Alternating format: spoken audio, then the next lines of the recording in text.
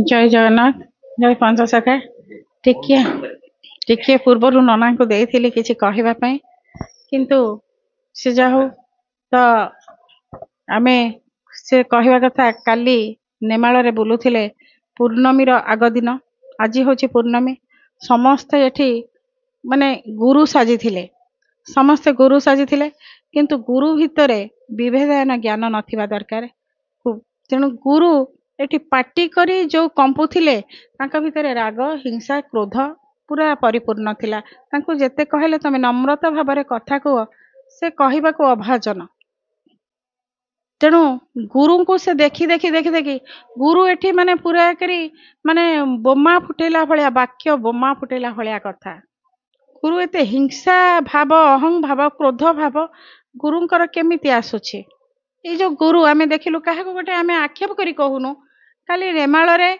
जो शह शह गुरु हजार हजार गुरु नेमाल रे काली जो आम देखिलु चित्रपला रे आज आज हूँ से ज्येष्ठ पूर्णिमा से ज्येष्ठ पूर्णिमा रे जो हजार साधु संत आसी शिष्य मान को धरिकी आसी शिष्य मानकर गुरु साजी रूप भेक जो दाढ़ी थोड़ी रे चिकनिया कला लगेई चूड़ी अलिता पिंधि ए सब आसी सेंट फेंट पकई दामी सुना दामी चेन दामी चूड़ी ए सब गुरु पिंधिके आसी तेणु जिते बड़े गुरु ए सब पिंधिके आसी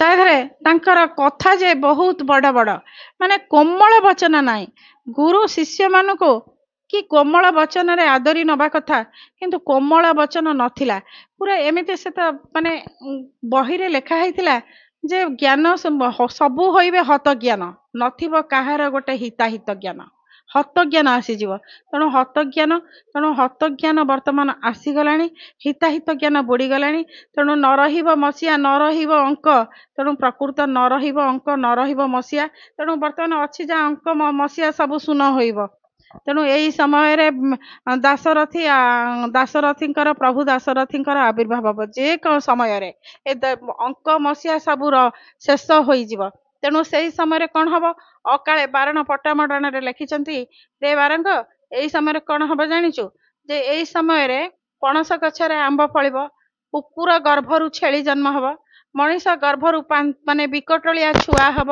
कार 3टा मुंड थिबो कार 5टा मुंड थिबो कार 6टा गोड़ थिबो कार 3टा गोड़ थिबो मनीष गर्भरु छेली जन्म हब गाई गर्भरु कुकुर जन्म हब एमितिया सब जन्म हब जन्म हो कथा कहिबे तेणु एई भलिया सब 3 मुंडिया मनीष पिला जन्म हब एई भली सब पिला जन्म हबे समलिंगी बाघर चलिबो कुकुर पढ़िबो वेद बग पढ़िबो गीता तेणु मांकड़ तेणु मांकड़ कथा कहब मांकड़ बक गीत बोलिब ए सब जो देखा जीव धला बक देखा जीव कुकुड़ा मुकुड़ा धला देखा जीव ए सब जो देखा जीव ए सब अलक्षण सब माने देखा जीव आंब गछरु जो कहि पणस फलिब पणस गछरु आंब फलिब ए सब एमिति देखा जीव गाई सेतबेले कथार्ता करो एमिति समय आसिले तेणु कौन हम ना समयर आविर्भाव हो गला तेणु जदि ए समय न आसी समय आविर्भाव है तेणु आमर जो 3टा कथा ये उठुची जे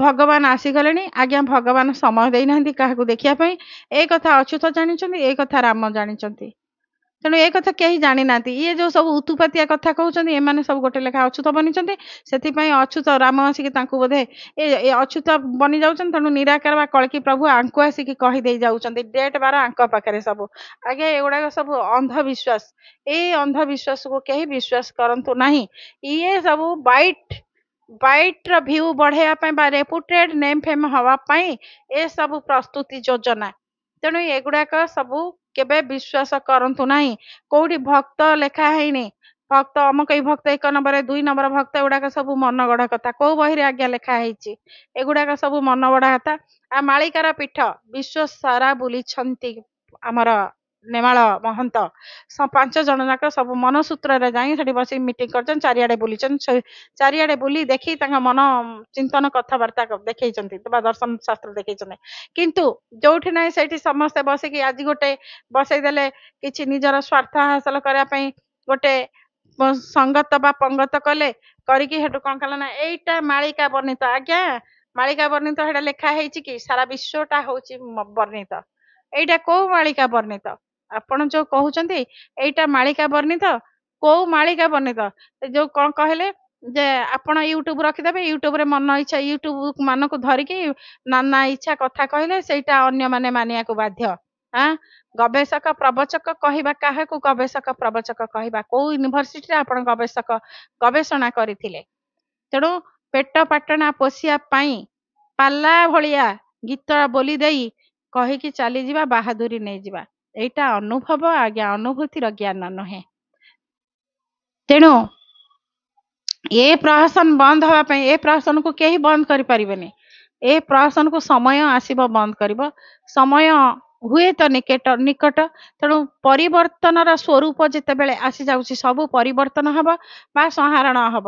ତେଣୁ ପରିବର୍ତ୍ତନ ହେଲେ ବିନାଶ ହେଲେ ବିକାଶ ହବ। ତେଣୁ ବର୍ତ୍ତମାନ ବିନାଶ ହଉଛି ପରିବର୍ତ୍ତନର ସମୟ।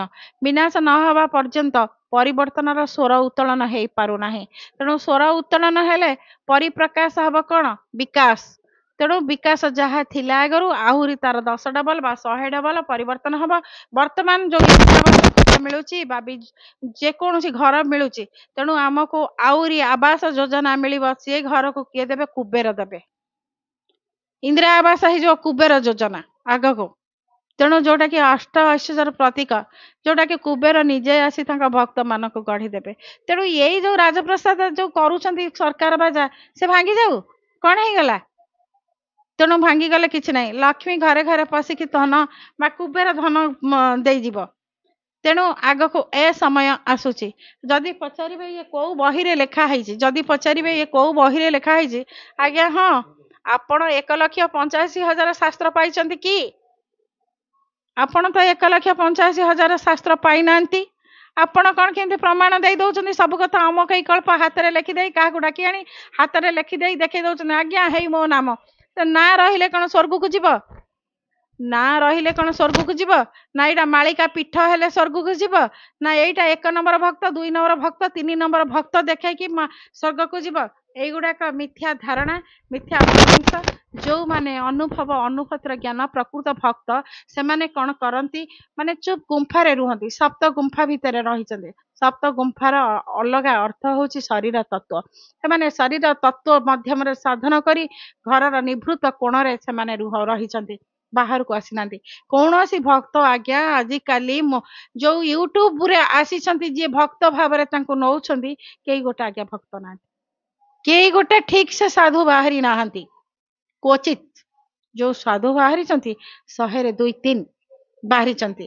ଆଉ ସବୁ ଆଦାୟ ସାଧୁ, ରେପୁଟେଡ ସାଧୁ, ସଙ୍ଗୀନ ସାଧୁ, ସଙ୍ଗୀନ ଅଭିଯୋଗ ତାଙ୍କ ନାଁରେ।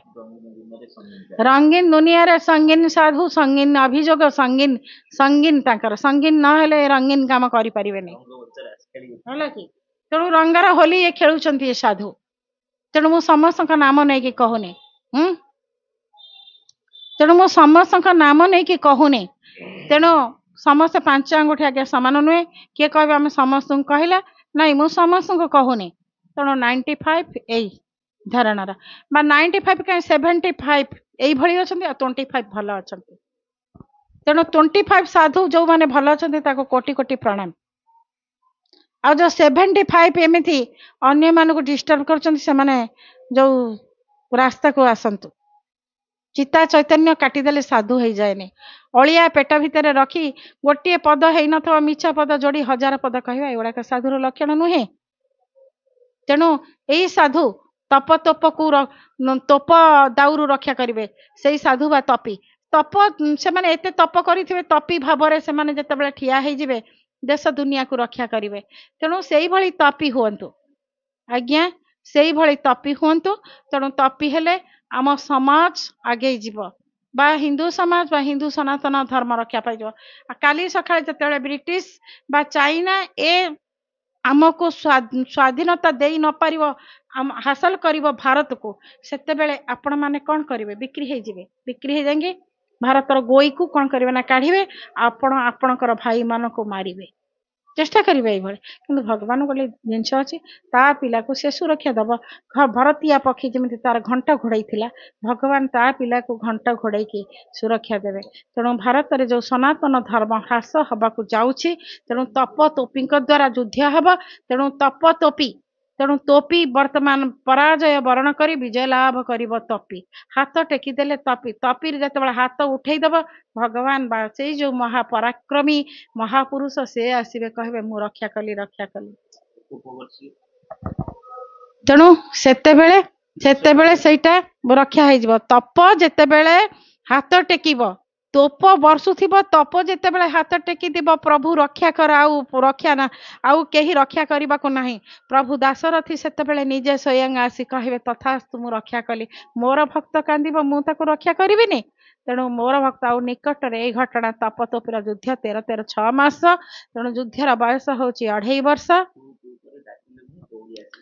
ସକାଳ ସେଇ ଯୋଉ ମୁଁ ଆଉ ଟିକେ ପୂର୍ବରୁ କହିଥିଲି, ସକାଳ ଜବନ ଗୋଲକୁଣ୍ଡା ହେଇ ଯେକାଳେ ଆସିବ ମାଡି, ଗୋଲକୁଣ୍ଡା ହେଇ, ବା ମୁଁ ଏଠି ଶରୀର ତତ୍ଵରେ ଯିବି, ଗୋଲକୁଣ୍ଡା ପଞ୍ଚ ଅଣାକ୍ଷର, ଅଣାକ୍ଷର ଯେତେବେଳେ ପଣ ପଞ୍ଚ ଅଣାକ୍ଷରକୁ ସାରି ଯେତେବେଳେ ଗୋଲକୁଣ୍ଡା ହୋଇ ଯେତେବେଳେ ମୁଁ ଭାବ କଟିଯାଏ, ଗୋଲକୁଣ୍ଡା ହେଇ ମୁଁ ଭାବ କଟିଯାଏ, ଯେତେବେଳେ ସକାଳ ଜବନ ସେତେବେଳେ କଣ ଏକତ୍ରିତ ହେଇ ଋତୁରେ ଯିବେ ଉପଡ଼ି।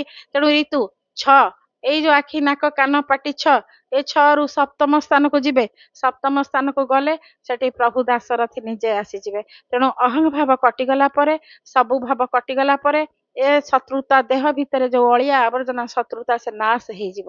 ତେଣୁ ନାଶ ହେଇଗଲେ ଋତୁରେ ଯିବ ଉପରି। ଋତୁ ହେଲା 6, ଷଢ଼ ଚକ୍ର ସେ ତାର ତଳେ ରହିବ, ତା ଉପରକୁ ଅବାଡ ବାଡ କାଟି, ଏ ବର୍ତ୍ତମାନ ସର୍ବ ଅହଙ୍କାର କଟିଗଲେ ସବୁ କ୍ଷୟ ହେଇଯିବ। ଅହଙ୍କାର କଟିଗଲେ ତେଣୁ ମଣିଷ ଭିତରେ ତୋର ମୋର ଭାବ ଆସିବନି। ଅଚ୍ୟୁତ ଚ୍ୟୁତ ନ ହେଇ ନଥିବ, ତେଣୁ ଚ୍ୟୁତ ନହବା ଜ୍ଞାନ ସେଠି ଉପୁଜିବ। ଯଦି ଚ୍ୟୁତ ହେଇଯାଏ, ସେ ଅଚ୍ୟୁତ ହେଇନଥାଏ। ତେଣୁ ବର୍ତ୍ତମାନ ମୋର ବକ୍ତବ୍ୟକୁ ମୁଁ ରଖୁଛି। ଜୟ ଜଗନ୍ନାଥ।